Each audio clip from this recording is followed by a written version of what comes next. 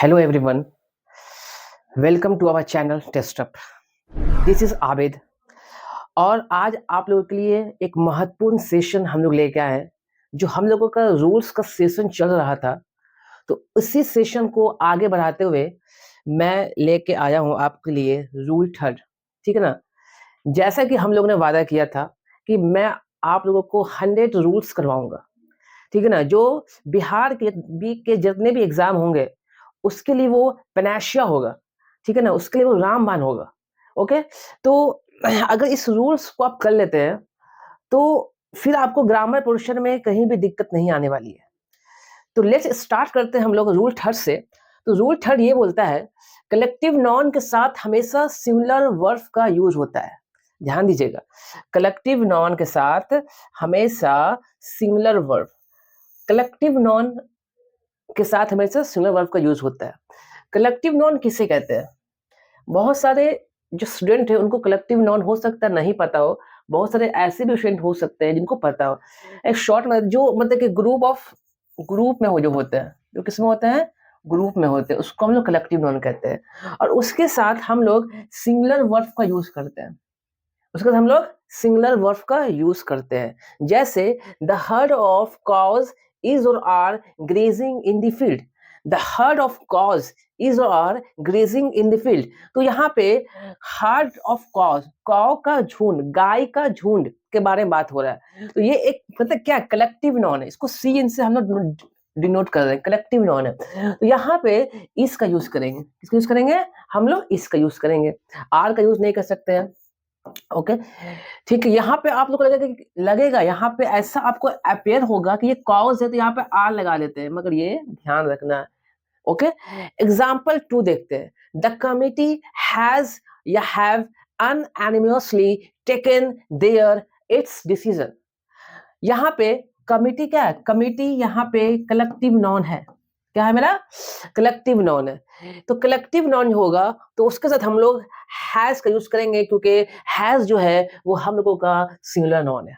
क्या है, singular verb है, सॉरी सिंगुलर वर्ब है।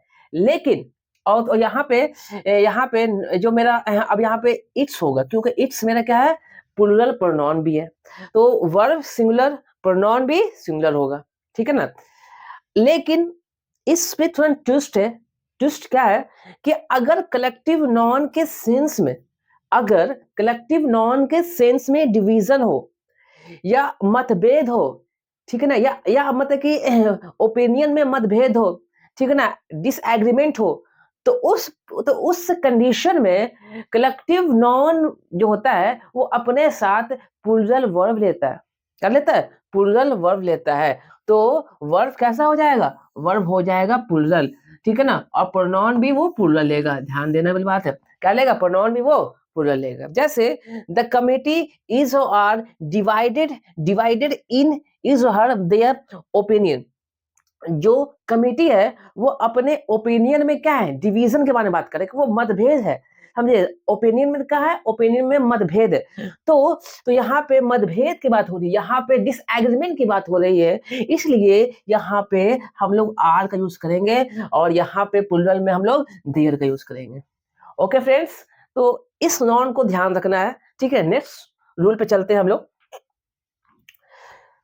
रूल 4 क्या कह रहा है, रूल 4 ये कह रहा है कि each, every, everyone, someone, somebody, nobody, one, many a, more than one, ये सभी सिमिलर होते हैं। ये सभी जो है वो सिमिलर होते हैं।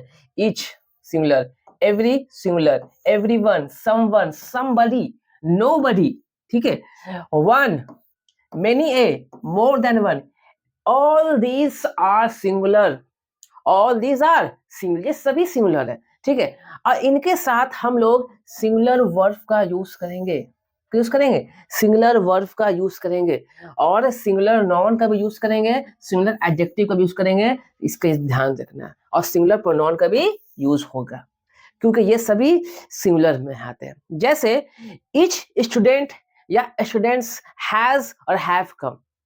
तो सेंस से क्या लग रहा है, क्योंकि हम लोग हैं बिहार के और मोस्टली जो होते हैं कि ऐसा लगता है कि हम लोग स्कूलिंग जो हुआ था हम लोग का वो ठीक से स्कूलिंग नहीं हुआ था। तो ऐसा लग रहा होगा कि ईच ईच का बात कर रहा है। ईच मतलब कि हर एक का बात कर रहा है। तो सेंस में क्या लग रहा होगा? सेंस में लग रहा होगा कि यहाँ पे स्टूडेंट्स होगा, ठीक है ना? लेकिन स्टूडेंट्स नहीं होगा, ओके? तो यहाँ पे स्टूडेंट होगा, ओके?